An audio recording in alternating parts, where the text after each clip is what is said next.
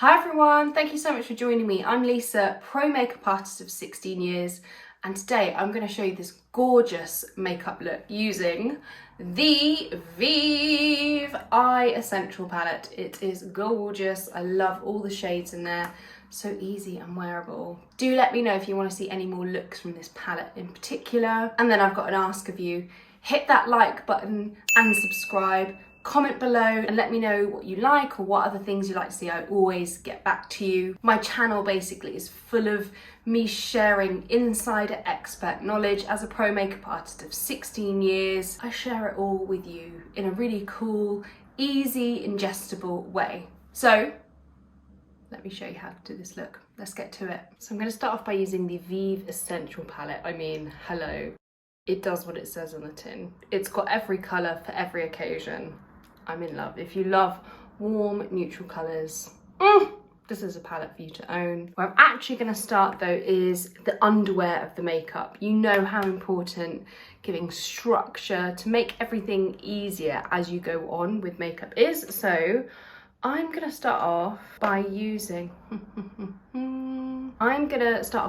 this Camel Vieve eye crayon all over the eye. I think these are called eye wands rather than crayons, but you get me. So I'm just going to pop that all over from the lash line to the crease and just take it around the eye. So I'm really just looping around the eye. And what happens with these are quite a creamy texture. I've been loving this shade in particular. It's just a good like everyday neutral kind of colour on a kind of like a paler to like a medium skin tone. Then I'm going to pop my Spectrum Katie Jane Hughes brush cherry using the number 11, and I'm just going to buff the edges. So I'm doing a back and forth motion to blend that softly. And already, just that alone, mascara done. This is what I love about makeup. It's very much about layering, creating fun moments, and really deciding how far or not you want to take it. And then what I controversially want to do is use the black one Raven inside my eye. I've got an itch.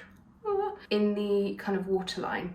So my trick to doing this is if you kind of plonk it on the top and then run it along the edge. You can close your eye on it and just looking kind of almost the opposite way. So I'm really tucking this inside the waterline.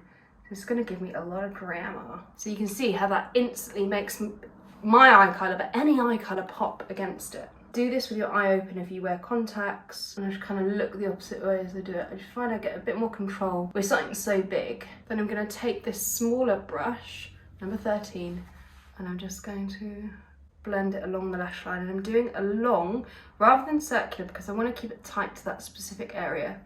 I don't want to take up a lot of lid space. I've got a small lid, and then whatever excess is left, I'm taking it up on the arch there to kind of open up the eye.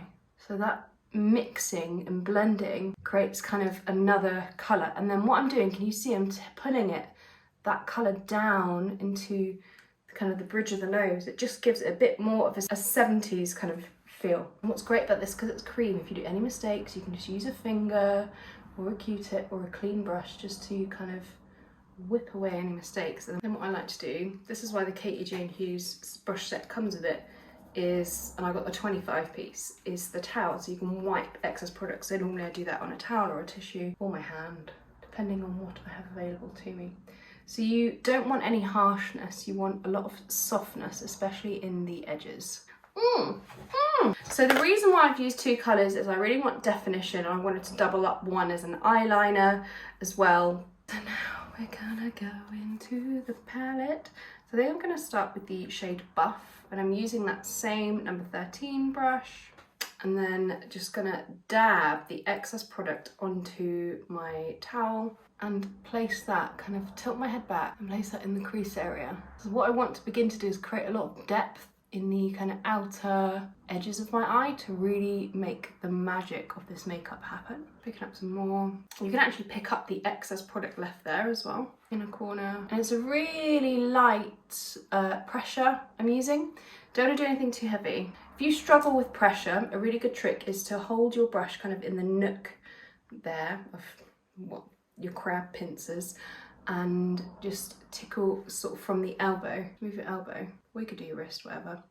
I'm just doing my whole kind of arm, and that just keeps the pressure really nice and light Anything going on. Anything going on. And I'm not going to worry about anything being too perfect right now. And then to give it a bit more interest and depth, I'm going to go in this lava rock colour here. It's like a really dark, mauvey, purpley, really dark colour. So I'm going to use a smaller brush for this. This is the 21, and I've got my thing in my hand. These are very finely milled eyeshadows, so if you don't tap your brush you will probably get a little bit of drop down. Then I'm holding my brush in the middle because I'm doing a bit of detail work, and again because of my eye shape I don't want to close everything in, and I'm taking this just above the crease rather than like tucked in the crease because I don't want to minimize my lid space. I want to fake everything being a bit more open. Again, just taking that on the inner. You can see that drama beginning to really happen, babes. I'm using the side of the brush as well to really pack the colour down. Okay, stick with me, my friends, stick with me. And then I'm gonna do a mixture of the Thea and the Carrot. So I'm gonna get the same brush, the number 11, pop a little bit on. I'm gonna look straight forward and apply that colour like dead in the centre to create that pop of that halo eye. So it's just like a stripe, a flash right the way down. And you just want to be dabbing that on. You don't want to be blending it or else you will erase kind of what's there. You'll shear it out. Rub your thing in your towel. Great use of words, Lisa. Then I'm going to go in with the Thea. And I've just got the mirror below me here, just looking down into it like at 45 degrees. Then I can work on my lids really confidently without lifting or raising my brows. And what I'm going to do is go back to Carrot, get my finger in Carrot and just put that up just a teensy weensy bit more. Oh yeah, what a dream. I have got a little bit of drop down, so I'll deal with that in a momo. I'm gonna go with the black, Good Night. Well, it's like a almost black, like a slight charcoal. I'm just gonna take that right at the kind of corner just to connect that shape a bit more. And I'm going to go back to my 13 brush and just kind of mix everything up together. Oh, she's sultry. She's sultry, babes. She's sultry. So to clean up under the eye, I'm just gonna get a Q-tip and just kind of rub away. Like if you have quite a bit of product underneath there, so if you have a bit of product underneath your eye, if the dry Q-tip doesn't quite do it, what you can do is just get whatever moisturizer you use, just get the excess, or just get a small blob, not a huge amount, rub it under the eye, and that will act like as an eraser to just pick it up without being too sticky. And sometimes if you use like a liquid remover, it can leave a really hard edge. You don't want to go too close unless you're doing something really sharp. And then let's add some finishing touches. Digging this eye, digging this eye, digging this eye. So grab whatever concealer you're using or you know, get some more if you need some more. And the brush you're using, this is the Katie Jane Hughes number 19 Spectrum brush. And you just want the tiniest bit of product on your brush. It's almost quite dry, you don't want it soaking wet.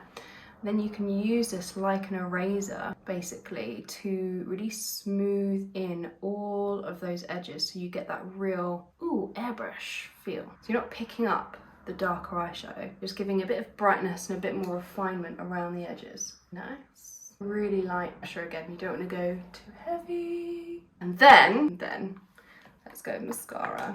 I've got the Vieve mascara. First time using it, it's got a really lovely small brush on it. So it's like a slight spoon shaped. It's like a little worm like wiggling up. So this is just going to give you a really lovely lift. And I think this is a tubing formula also. And I love the spoolie, really, there's a stopper in that. So it takes all the excess mascara off. You know, there's nothing worse than having to wipe your mascara end off because such a waste of product, isn't it? Because you're just putting it in a tissue or it dries up and it goes claggy and then you can't open your mascara. Anyway, that is irrelevant. That is a very nice mascara. Let's do a touch on the bottom. So I turn the spoon like the other way and wiggle it with the root gently. Then to finish the look off, I'm going in with the Vieve lip liner in the shade Velvet Sands. And then with the Fenty Glow lip cream. If you don't like the texture of really sticky gloss, this is a really lovely one. I love these Fenty gloss bombs.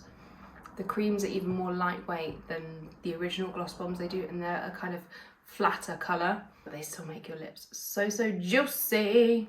And I'm feeling like I need a tiny weeny bit more blush. This is the Rose Glow by Daniel Sandler.